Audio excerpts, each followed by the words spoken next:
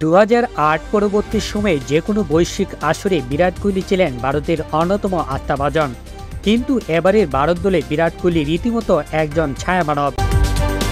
এর আগে 2022 সালে টি-20 বিশ্বকাপে সেমিফাইনালেও বিরাট কোহলি হাঁকিয়েছিলেন অর্ধশতক। সেই ম্যাচটি যদিও ভারত হেরেছিল, কিন্তু এমন গুরুত্বপূর্ণ ম্যাচগুলোতে কোহলি ছিলেন ভারতের পরিকল্পনার মূল কেন্দ্র।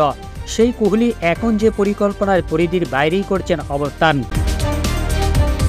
গোটা বিশ্বকাপ জুড়েই তো তিনি ফর্মহীনতায় ভুগছেন। ইন্ডিয়ান প্রিমিয়ার লিগ শেষ করেছেন সর্বোচ্চ রান সংগ্রাহক হিসেবে, কিন্তু হুট করে বাহাত্তরায় থাকা বিরাট পড়ে গেলেন খাদের কিনারায়, যে কিনারা থেকে তাকে টেনে তোলা দেয়, যদি না বিরাট নিজে অতি মানবীয় কিছু একটা করে ফেলেন।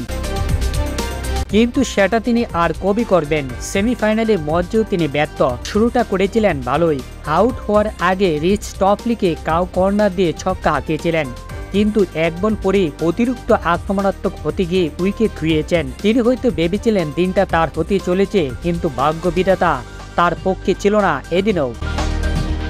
মাত্র 9 রান করে তিনি বিদায় নিয়েছেন 22 গজ থেকে, যার নামের পাশে রয়েছে অগণিত রান। যিনি একটা সময়ে বল করে সেঞ্চুরি, হাফ সেঞ্চুরি করেছেন, সেই বিরাট এখন ক্রিকেট মাঠে হাঁসফাঁস করছেন। কি যন্ত্রণাদায়ক সময় তিনি পার করছেন, তা অবশ্য দলের জন্য যন্ত্রণাদায়ক। যদিও দলের বাকি ব্যাটাররা বিরাটের অভাবটা পুষিয়ে দেওয়ার চেষ্টা করছেন, কিন্তু স্বরূপের বিরাটের সাথে দলের বাকি ব্যাটারদের যুগলবন্দি হলে সম্ভবত ভারত আরও বেশি বিধ্বংসী হয়ে উঠতে পারত, কিন্তু তেমনটি হচ্ছে না। ওপেনিংয়ে নেওয়া বিরাটের জন্য উল্টো পুরোদল পড়ে যাচ্ছে চাপে। সেই চাপ না শেষ হওয়া অবধি আবার শিরোপার আক্ষেপ আর অপেক্ষা বাড়িয়ে তোলে।